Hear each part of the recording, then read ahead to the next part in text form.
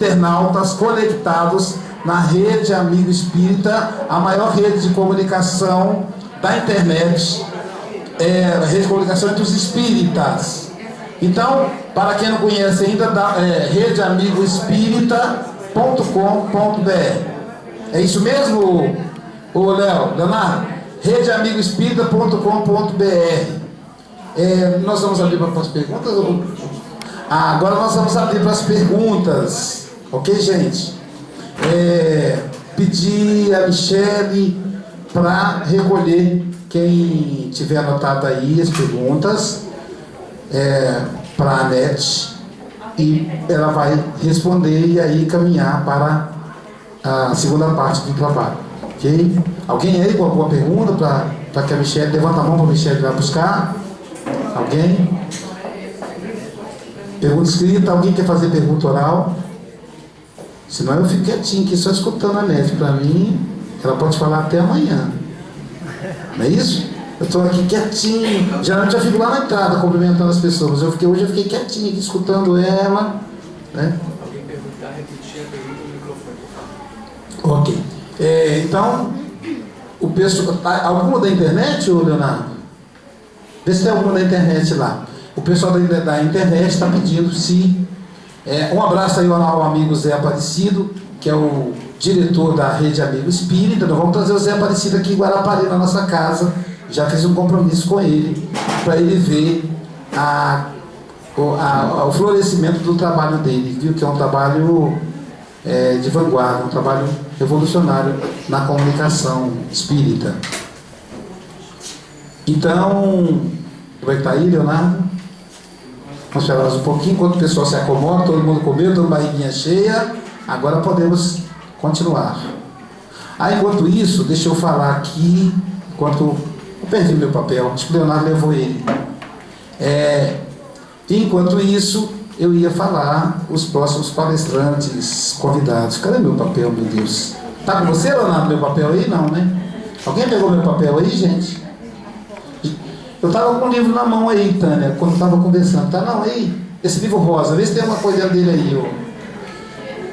Aí, vê se tem um papelzinho dobrado dentro. Deve ter alguma coisa aí, tem não, né? É a hora que eu assinei o contrato. Foi a hora que eu perdi o papelzinho. Mas, e era importante, porque, veja bem, só avisar, já que eu não achei o papel, graças a Deus. Isso é coisa de gente maluca, depois dos 50 acontece isso. Olha só, pessoal,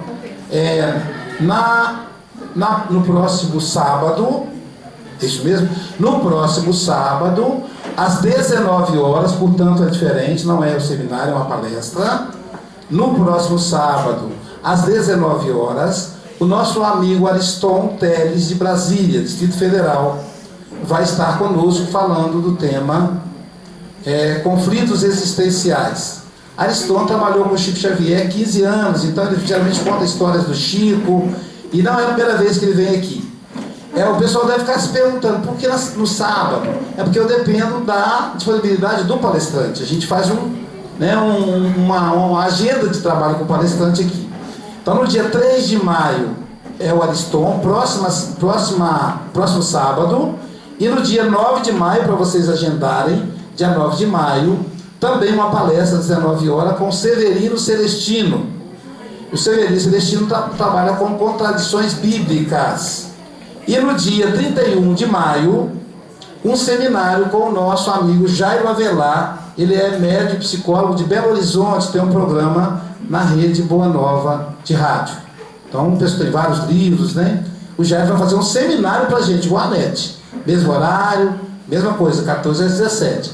Mas o sábado, dia 3, e o Severino na sexta, será sempre, dia 9, será sempre às 19 horas. Detalhes disso no nosso site, sgee.net.br, a sigla da sociedade, sgee.net.br. E a gente vai divulgar aí no jornal, na Gazeta, na Tribuna, né? Como a gente faz com os outros expositores. Ok? Amanhã teremos o nosso querido Enio Teixeira, de Lafayette, que vai falar pra gente aqui. Agora me faltou o tema. O Enio está aí ainda? Oi? Relacionamentos. Anete, sem mais delongas com você. Bom, veio alguma pergunta?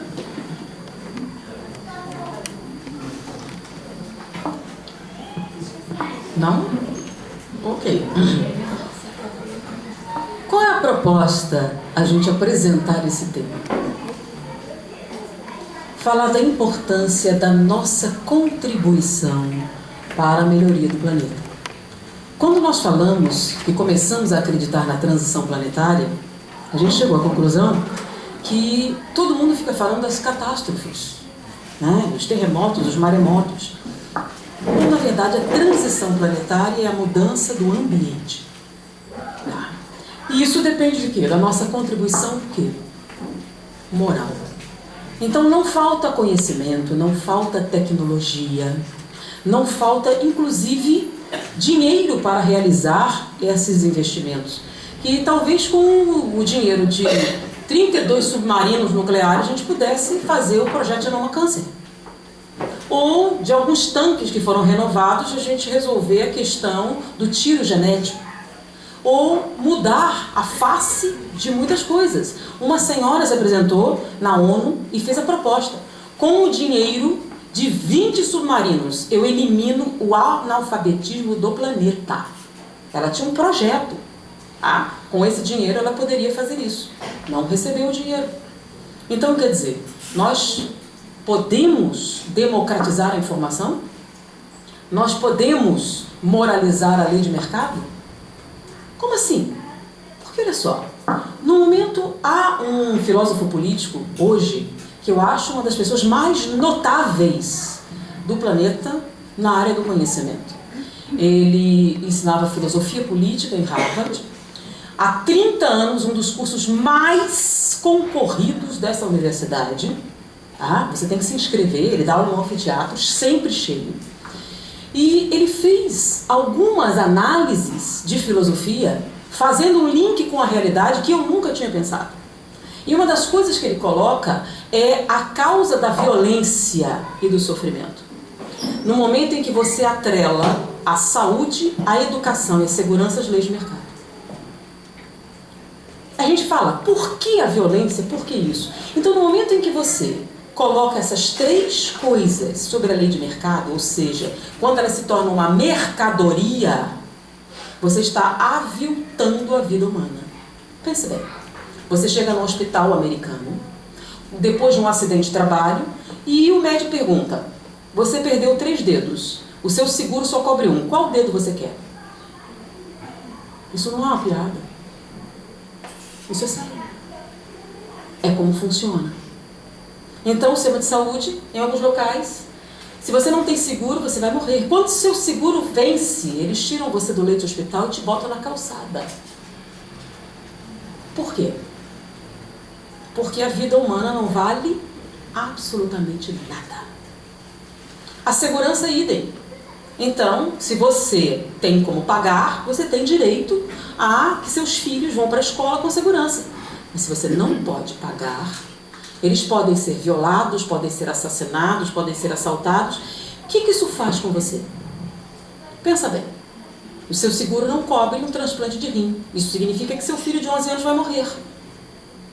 Isso não seria suficiente para você ser tomado de ódio e um ato de violência? Você poderia até justificar legitimamente. Então, no momento em que nós atrelamos valores básicos que deveriam ser um direito de todas as pessoas, à lei de mercado, quando a educação é vendável.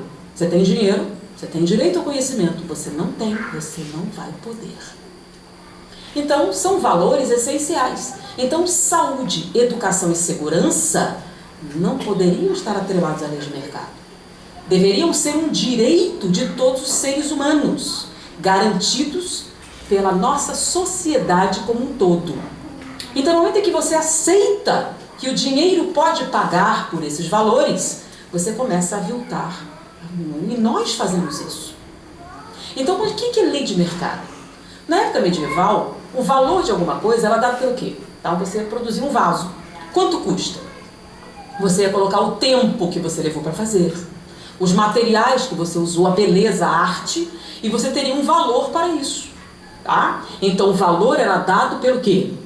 Pelo valor intrínseco de um produto. Ou seja, os elementos que compõem aquele produto. E hoje? Então, você deu um preço, você quer comprar um vaso. Aí você vai lá, custa tanto. Passa um mês, você volta para comprar o vaso. Ah, agora o preço mudou. Por quê? Porque estourou uma revolução no Oriente Médio e o petróleo subiu e agora o vaso custa 3 vezes. Mas peraí, ele não é feito de petróleo. Sim, mas você sabe como é, né? Mas se esse vaso estava aqui há 6 meses. Então, sim, mas o vaso é meu e eu ponho o preço que eu quiser. Mas tá certo, não tá? É a lei de mercado, não é? Não é isso que leva à prosperidade? Então, a loja é sua. É a lei da oferta e da procura. Muita gente quer, você pode muito bem ter lucro com isso. Ok, isso é a garantia de liberdade, é a nossa liberdade, não é? Inclusive, define o sucesso. Não é sua loja. Você não tem o direito de pôr o preço que você quiser? Tem ou não tem? Tem, você tem. A loja é sua, você pode pôr o preço que quiser. Sabe por quê? Porque não existe nenhum impedimento legal a uma coisa muito importante chamada ganância. Olha o que aconteceu na Flórida. Houve um furacão. E houve uma grande devastação, era o furacão Charles. Quando ele terminou de passar, deixou um prejuízo, tá, de quase 3 bilhões de dólares, tá, e um dilema moral. Por quê? No período do furacão, a Flórida é um local que concentra muitos aposentados, pessoas de idade que migram para lá, porque é um local quente, e havia um grande número de idosos. Com o furacão, as redes elétricas ficaram danificadas, não havia energia. Um saco de gelo que custava 90 cents passou a ser vendido por 10 dólares. Alguns serviços básicos, um gerador que custava 200 dólares, passou a ser vendido ou leiloado até 6 mil dólares. Serviços básicos iam a leilão. E um quarto de motel barato era leiloado. Com isso, a população se revoltou, o procurador-geral da Flórida resolveu pegar uma lei antiga, a lei da usura, para estabelecer o controle de preços. Porque a população estava revoltada. Com isso, os economistas americanos, inclusive as cortes de justiça, se revoltaram, porque ele estava atentando contra as liberdades civis, garantidas pela Constituição, que levam o progresso e o desenvolvimento da sociedade. E isso era um atentado direto ao modo de vida americano, porque afinal, a lei da oferta e da procura que gera o crescimento do mercado, o progresso, a evolução. Afinal, a lei não penaliza a usura, nem a ganância. Na verdade, se você for bem ganancioso, você terá garantido o seu sucesso social. Quanto maior a sua ganância, maior o progresso.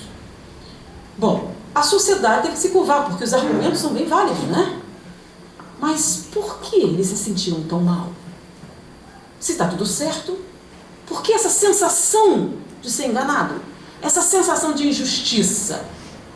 Porque afinal, é ou não é certo? E no momento em que estavam questionando isso, eles estavam discutindo a liberdade. Michael Sandel disse, não é uma questão de liberdade.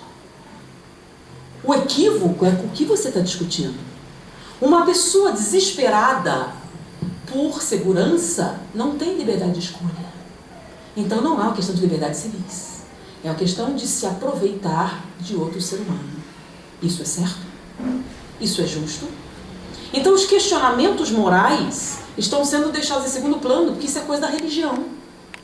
Não é coisa do mercado. Como não? A nossa sociedade se baseia em quê? Na cooperação. Então, se nós não discutirmos a justiça, para onde nós iremos? Quando você decreta que uma etnia vai morrer porque não pode pagar 3 mil dólares por remédios que estão no mercado. Quando você decreta que alguém que num acidente de trabalho perdeu 3 dedos vai ter que escolher qual deles ele quer de volta, porque seu plano de saúde só cobre um. Quando uma criança de 11 anos vai morrer porque seu seguro não cobre um transplante de rim. Isso é uma sociedade que nós gostaríamos de viver? Mas nós deixamos que isso aconteça no momento em que queremos privilégios. No momento em que a nossa conveniência se torna maior.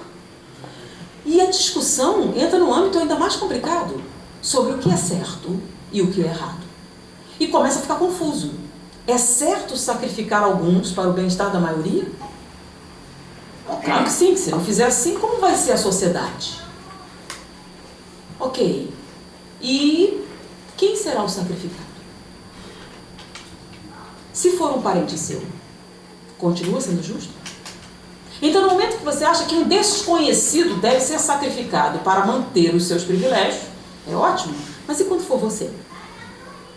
A gente começa culpando outras pessoas pelo insucesso da nossa vida, porque é mais fácil.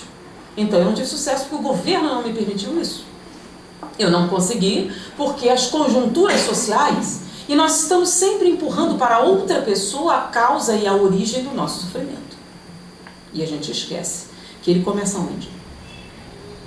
O que é que você realmente precisa para ser feliz? Mas peraí, isso aí está saindo do âmbito da realidade para se tornar uma coisa metafísica. Será? Será que avaliar as nossas relações sociais não seria algo para o espiritismo avaliar? Para nós dentro da sociedade, porque ainda nós somos participantes dela. Não deveriam ser avaliados? Ser espírita muda alguma coisa para você no seu dia a dia? A maneira com que você faz compras, a maneira com que você escolhe os seus produtos. Por exemplo, você tem hoje uma série de informações com relação à ecologia, com relação, por exemplo, à utilização de trabalho escravo. Vocês já ouviram falar de alguns navios chineses em que as pessoas aprisionadas fora de águas internacionais, justamente para que a justiça não possa acessá-los, pessoas presas, trabalhando 18 horas por dia para a gente calçar um tênis de marca. Para ser mais competitivo. Porque certos países não podem ser porque tem que pagar salários justos. E com isso encarece o preço. Mas nós queremos aquele tênis com aquela marca. E não nos importamos com quantos chineses devem morrer para o nosso conforto. Mas essa informação existe? Existe. Então, cada vez que você compra um produto que provém do trabalho escravo, você é responsável pelas consequências. Então, se o mundo está como está, não podemos esquecer a nossa parte nisso. Então, a informação está acontecendo. Estamos vivendo um mundo extraordinário. As pessoas estão reclamando, mas a internet nos permite conhecer essas informações. A manipulação da opinião pública está ficando cada vez mais difícil. Todo mundo tem um telefone, pode bater uma foto. Você diz, eu estava lá, e não. Um escândalo recente, que aconteceu no Rio de Janeiro, inauguraram uma escola. E com vários computadores. Então estavam lá e bateram fotografias. E saíram depois da inauguração. Poucos dias depois, um cidadão indignado postou na internet que as salas vazias, os computadores estavam lá só para enfeitar, para fazer a inauguração. No que eles saíram, tiraram os computadores todos e levaram para outro lugar. Isso pode acontecer hoje em dia? É só uma coisa engraçada? É essa pessoa que você gostaria que tomasse conta da educação no seu país? Que, por exemplo, venderia o seu sistema de saúde para uma empresa que vai te cobrar por cada dedo? Ou que vai permitir que seu filho morra sem um transplante porque o seu plano não cobre? Tá? Que vai justificar você tirar um doente de uma cama de hospital e botar na calçada porque a sua cobertura acabou? Então, vamos pensar. E a gente está elogiando determinados países porque eles têm muito progresso. Eles têm muito progresso? Sim, aparentemente. Muito progresso. Por quê? Porque atrelaram esses valores aos leis de mercado. E nós gostaríamos de ter esse progresso também. Qual o custo? O que você está disposto a abrir mão para vivenciar esse progresso?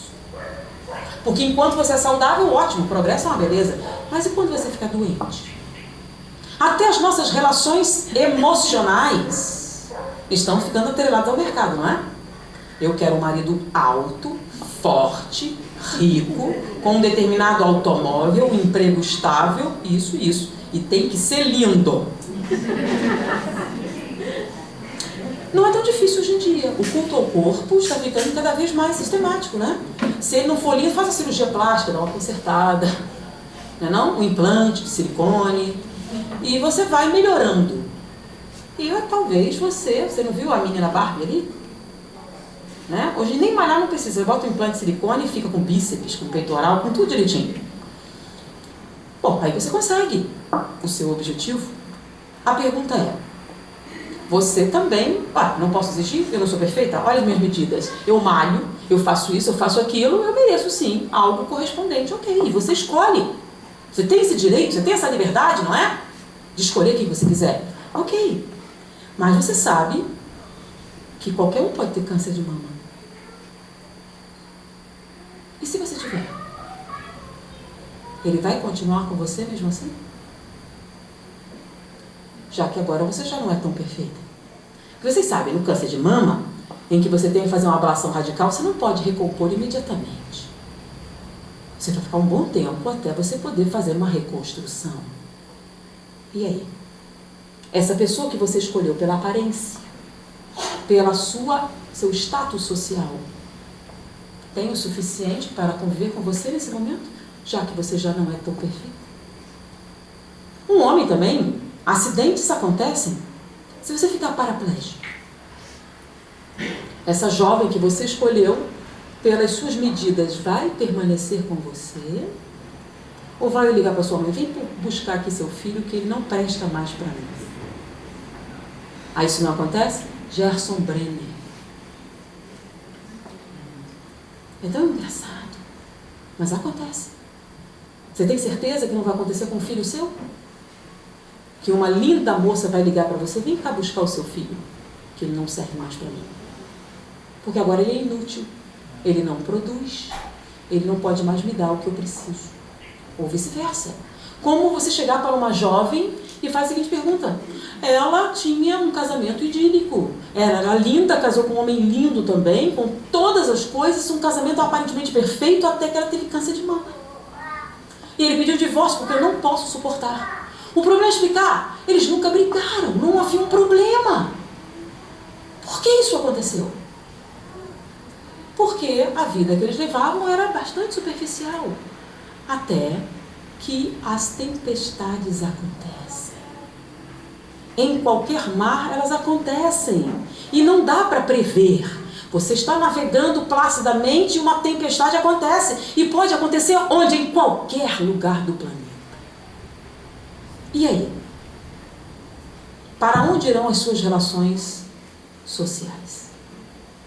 Porque amigos são interessantes, não é? Eu tenho muitos amigos. Então, se você fizer um jantar e convidar, eles vão.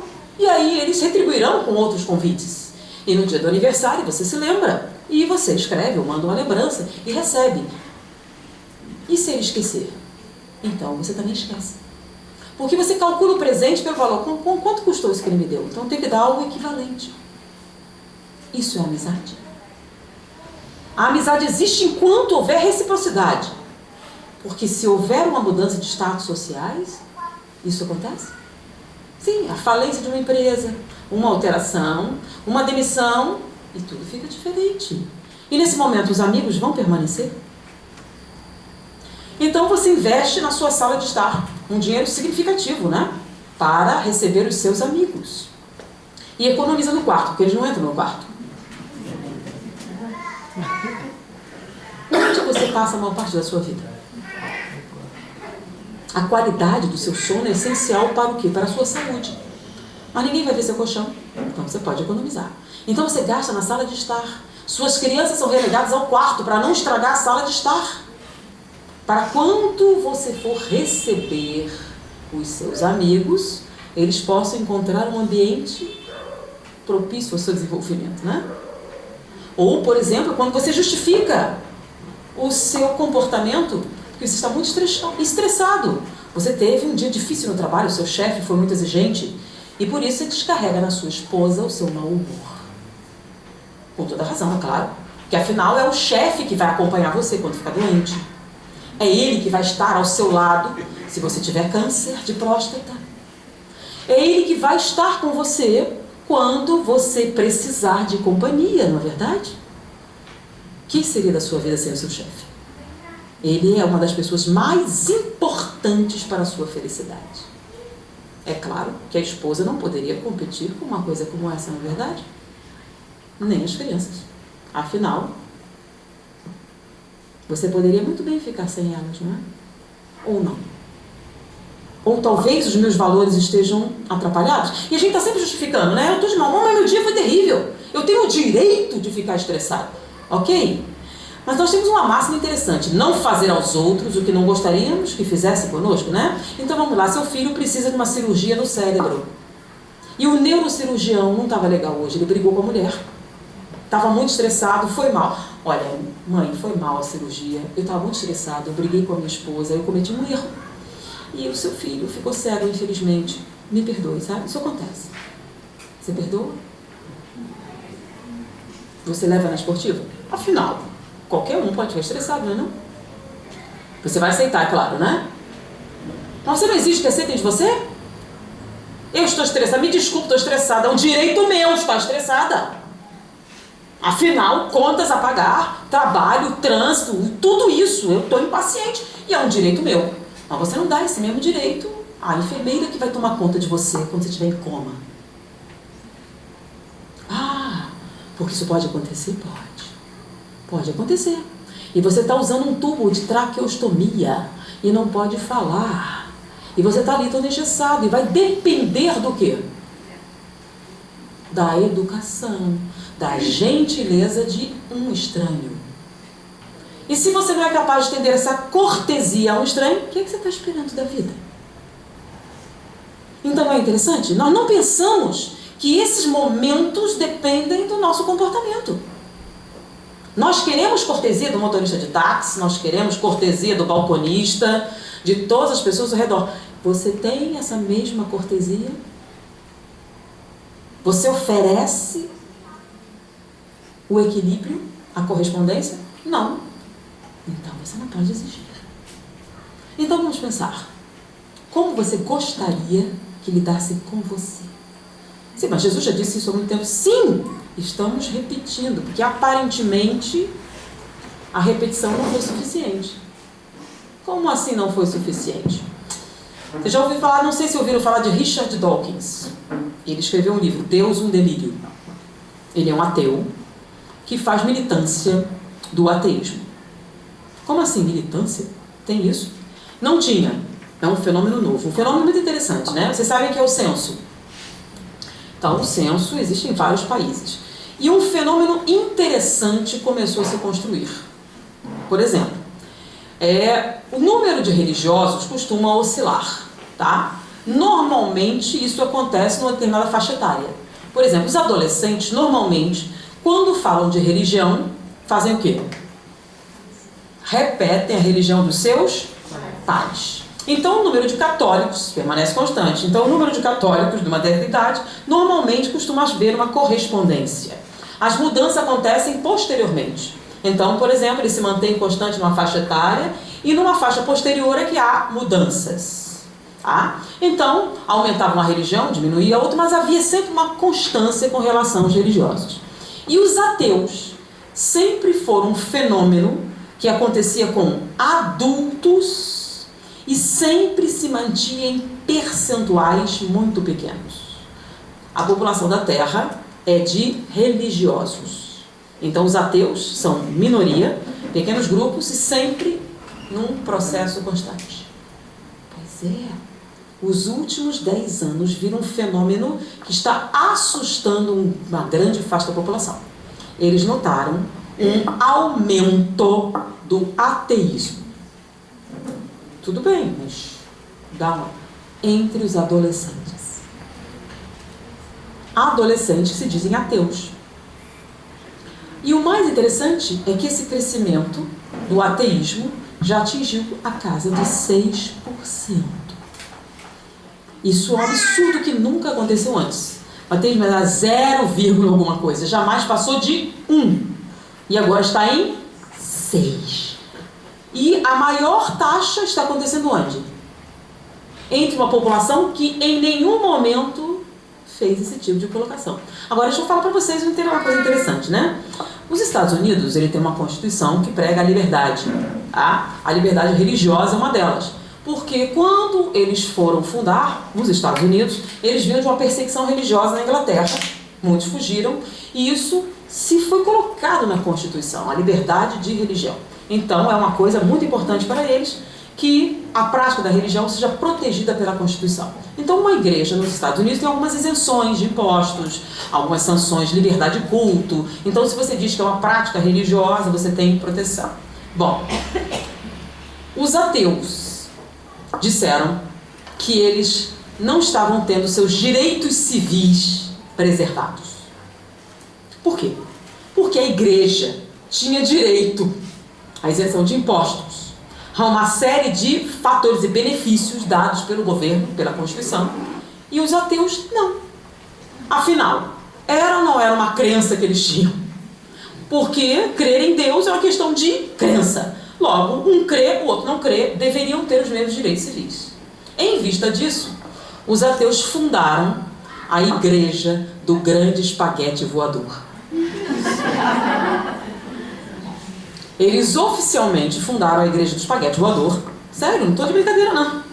Eles foram, registraram a Igreja do Grande Espaguete Voador, que prega o ateísmo. Então, fizeram, oficialmente, a fundação dessa igreja, com isenções de impostos, com todos os direitos de qualquer igreja, de qualquer denominação, porque é um direito civil, não é? Os homens não são iguais? Então, eles fundaram uma igreja ateia. E o objetivo é pregar o ateísmo. E eles querem o mesmo espaço que as religiões têm para a divulgação das suas ideias. E começaram com grande sucesso. A Igreja do Espaguete Voador tem cultos pela internet onde prega o ateísmo. O ateísmo é divulgado, as fundamentações do ateísmo são divulgadas e o mais interessante é a prática da caridade, que eles fazem questão. E dizem que é uma caridade bem melhor, porque eles não fazem distinção de credo, nem de raça, nem de nada. E, como eles produzem bastante, têm realizado diversas obras importantes. O que falta para converter as nossas crianças? Lógica, informação e inclusive ética. Porque algumas religiões pregam o quê? Você ajudar os seus, ótimos, os outros vão para o inferno. Então não é melhor não desperdiçar recursos. Como é que é? Sim. Existem igrejas que ajudam somente aqueles da mesma denominação. Eles recolhem donativo de todo mundo. Todo mundo. Porém, somente aqueles da sua denominação religiosa recebem os recursos. Vocês sabiam disso? Então você doa, mas você não vai receber nunca. Os ateus não, eles não fazem distinção nenhuma. E os projetos sociais que eles desenvolvem são totalmente o quê? Altruísticos. E pregam a lógica.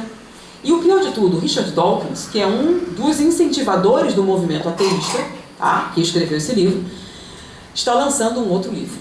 Ainda não saiu, mas já vazou na internet o conteúdo.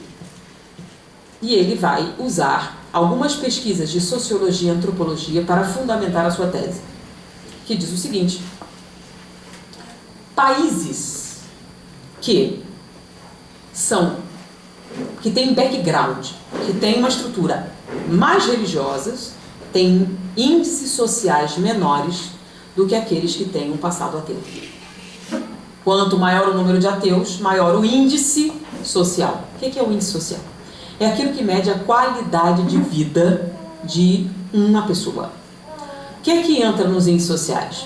Desigualdades sociais, diferenças salariais entre pobres e ricos, diferença de tratamento entre homens e mulheres, trabalho escravo, abuso infantil, uma série de fatores que medem a qualidade de vida. Então, ele, avaliando estatisticamente, viu que os países com histórico de respeito ao ateísmo têm índices sociais melhores. Então, ele termina dizendo o seguinte: peraí, a religião não tem por objetivo pregar a caridade, o amor ao próximo? Então, por quê? Os mais religiosos são os que têm menos caridade, menos respeito ao indivíduo e têm maior nível de violência. Vamos pergunta interessante? Agora pensem isso para o seu adolescente. Qual o seu argumento?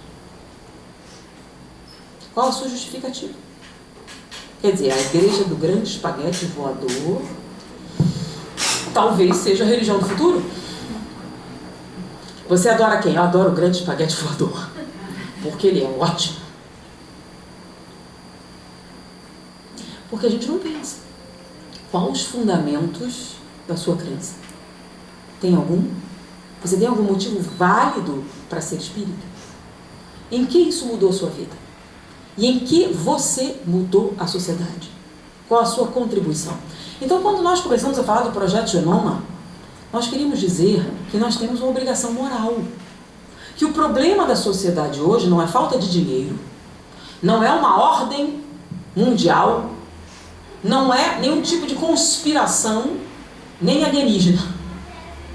É o quê? Moralidade. É o que a gente fala muito e cada vez desdenha mais. Existem palavras hoje que pega até mal você começar a falar, né? Lealdade, fidelidade, honra. Ah, isso é coisa medieval. Não tem lugar na nossa sociedade, não é? O que é lealdade? Empenho a minha lealdade ao rei. O que significa quando você empenha a sua lealdade ao rei? Você sabe o que significa lealdade? Significa o seguinte: você firmou um compromisso. Quando o rei precisar da sua colaboração, você estará lá. Você é um leal súdito de sua majestade. Então, você empenhou sua lealdade ao rei. Ou a qualquer pessoa de sua eleição. Significa que quando essa pessoa a quem você empenha sua lealdade tiver problemas, não importa, você estará lá para apoiar. Mas está tão fora de moda. Porque hoje o que importa é o quê? Lei da oferta e da procura. Ou aquela coisa, a fila anda. A fila anda. Lealdade não é uma coisa importante, né? Então você empenhou sua lealdade numa relação, agora que a pessoa precisa, agora ele não está me dando o que eu preciso. E o que eu preciso é mais importante do que qualquer honra que eu possa ter. Né? Bom, eu não espero lealdade, porque eu não dou nada para ninguém. Eu tiro. Você não pode mais me dar o que eu preciso. Você não tem mais significado. Fidelidade é outra coisa, né? Empenhar sua fidelidade. O que é fidelidade? Só você, a mais ninguém. Então, lealdade e fidelidade. E honra. O que é honra? É o significado que você dá aos seus valores morais. Você tem princípios morais pelos quais vale a pena morrer? O nome disso é honra. Não tenho nenhum princípio que vale a pena morrer. Primeiro eu, depois os meus, aos outros nada. O nome disso é egoísmo. O egoísta não tem princípios. Por quê? Porque ele está acima de qualquer coisa. Então, uma pessoa que está acima de qualquer outra pessoa, inclusive aqueles que ele diz amar, não tem honra. Então ele não tem nada para defender. Então a morte não tem nenhum significado, a não ser que eu vou me impedir de gozar. Então o sacrifício é algo demodé, fora de moda. Sacrifício só faz sentido para aqueles que são honrados. Aqueles que colocam o quê? O bem-estar daqueles a quem são leais ou fiéis acima das suas conveniências pessoais. O nome disso é uma coisa fora de moda chamada princípios morais, vulgarmente conhecido como honra. Nós temos honra. Nós somos pessoas fiéis e leais, pessoas com quem podemos contar num momento de necessidade, ou nós somos mercenários, vendáveis por aquele que oferecer melhor vantagem. O problema é que essa não é a verdadeira vida. A vida verdadeira será um reflexo daquilo que vivemos aqui. Então essas palavrinhas que aparentemente não têm valor vão ser o seu passaporte na outra vida, é claro. Se vocês acreditarem nisso, ou então resolverem seguir o grande espaguete voador. O grande espaguete voador propõem o seguinte: a ética é essencial, eles ajudam e tudo mais, mas não existe vida após a morte. E o pior de tudo é que essa vida não tem nenhum sentido. As pessoas ouvem isso e não acham perigoso, mas tem um perigo muito sério. Porque se você não encontrar nenhum sentido para a vida, se você não encontrar nenhum motivo válido para as coisas acontecerem, você não terá motivo nenhum para se esforçar para melhorar. Você não terá motivo nenhum para se sacrificar. Você não terá motivo nenhum para fazer um esforço para que o mundo seja melhor. E as consequências da divulgação e a expansão da falta de sentido para a vida mostram o que Viktor Frankl fala. Viktor Frankl, ele esteve nos campos de concentração, perdeu toda a sua família em Auschwitz, migrou para os Estados Unidos e se tornou professor em uma das universidades de maior prestígio nos Estados Unidos, chamada Yale. E lá ele observou um fenômeno que ele julgou estarrecedor. Quando ele esteve nos campos de concentração, ele não via as pessoas se suicidarem. As pessoas simplesmente não se matavam. Elas se agarravam à vida com todas as forças do seu ser e sobreviviam às situações mais extremas, mais penosas e mais terrivelmente destrutivas a que o homem podia ser submetido. E sobreviviam. E ele estava num local privilegiado do ponto de vista físico, mental, emocional, em termos sociais, econômicos. E ele estava estarrecido com o número de jovens estudantes que se suicidavam. Ele não conseguia compreender. Como é que esses jovens que têm tudo, beleza, dinheiro, comida, segurança, são capazes de se matar, enquanto aqueles que perderam tudo até sua identidade, eram números, se agarravam à existência e sobreviviam? Como? O que justifica isso? A crise de identidade, não vale a pena viver? Ele não conseguia compreender como é possível alguém dizer isso sem experimentar um sofrimento como aquele. Ele resolveu estudar esse fenômeno. E depois de vários estudos, ele deu origem a uma escola psicoterápica chamada logoterapia, ou terapia do sentido. E ele chegou à conclusão: quando você não tem um motivo válido para viver, quando sua vida não tem um sentido específico e palpável, mesmo que você tenha tudo, você não tem motivo para viver. E as consequências dessa falta de sentido são a autodestruição, direta ou indireta. Drogas, álcool, comportamentos autodestrutivos, relacionamentos vazios. E ele previu um aumento disso com a quantidade de relacionamentos sexuais em detrimento da qualidade.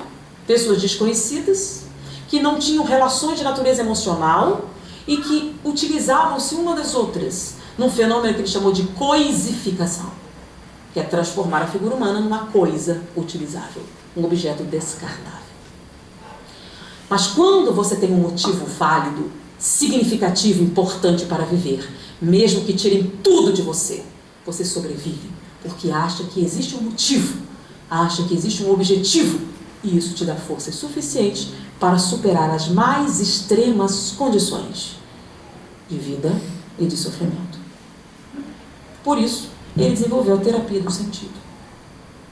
Eliminar a imortalidade, eliminar a justiça divina, tira qualquer sentido em nossa existência, porque as coisas são aleatórias, não há um porquê, não há justiça, não há motivo nenhum. Logo, não adianta procurar, porque nada vai explicar para você por que você está sofrendo. Logo, se não há nenhum sentido no sofrimento, por que deveria continuar vivendo? Por isso,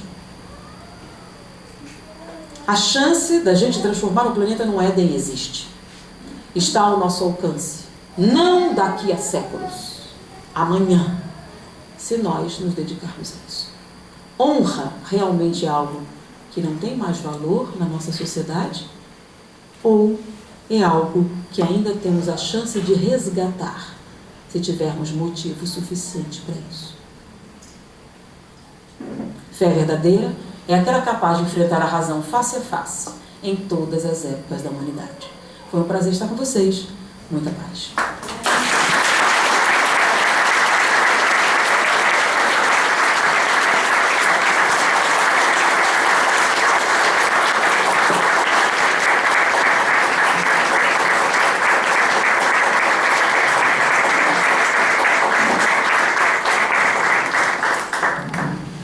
A gente quer agradecer imensamente, né, a Nete, por essa tarde transformadora das nossas vidas.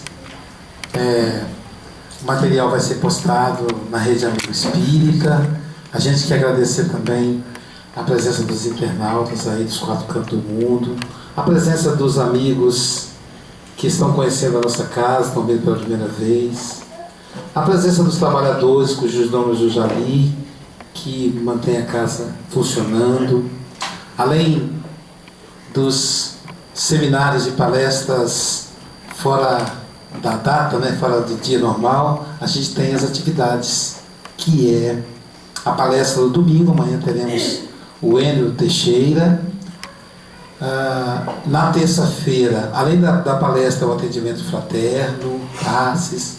Na terça-feira, o café com o Evangelho.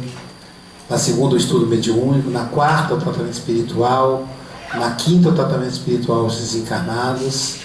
No sábado, a evangelização infantil, o estudo do livro O Céu e o Inferno. O trabalho com jovens, o teatro no domingo.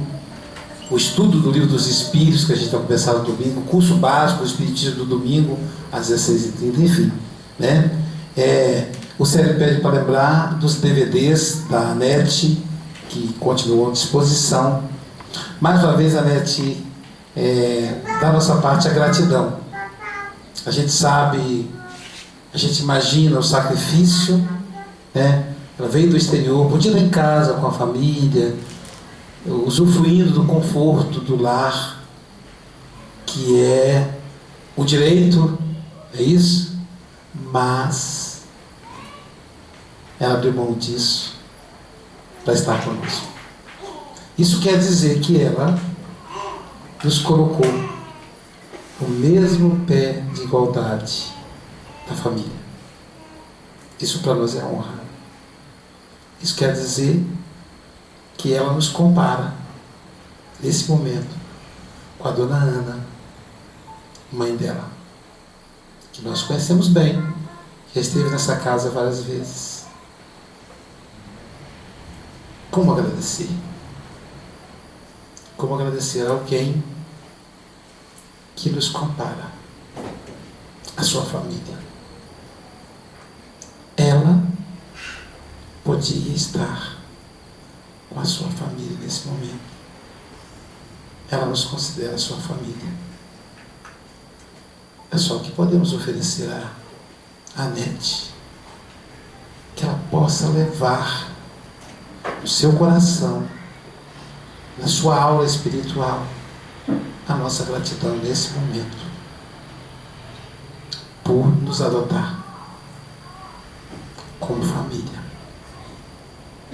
nos dando o exemplo que Jesus nos ofertou, nos adotando como família. Isso é doutrina espírita. Por isso, Senhor, de joelho em espírito, nós queremos te agradecer por essa doutrina tão profunda, que mexe com a nossa cabeça, que mexe com o nosso brilho, que mexe com os nossos sentimentos.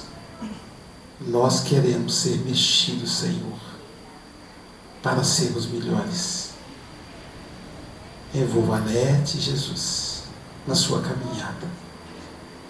Envolva todos os trabalhadores desta casa, que a mantém funcionando, que me colocam para vir aqui na frente, mas o trabalho é deles, Jesus. O trabalho são deles. Que eles possam se fortalecer e se manterem de pé, para que esta casa sempre esteja de portas abertas. Benfeitores amigos, nos proteja no deslocamento até Colatina, para que tudo transcorra da melhor maneira possível. Envolva a nossa gratidão ao seu Geraldo e à dona Ana, que possibilitaram a vinda da Anete ao mundo. E em especial Jesus a Anete. Que Jesus a abençoe, que os benfeitores a protejam sempre. Muito obrigado, Senhor. Muito obrigado.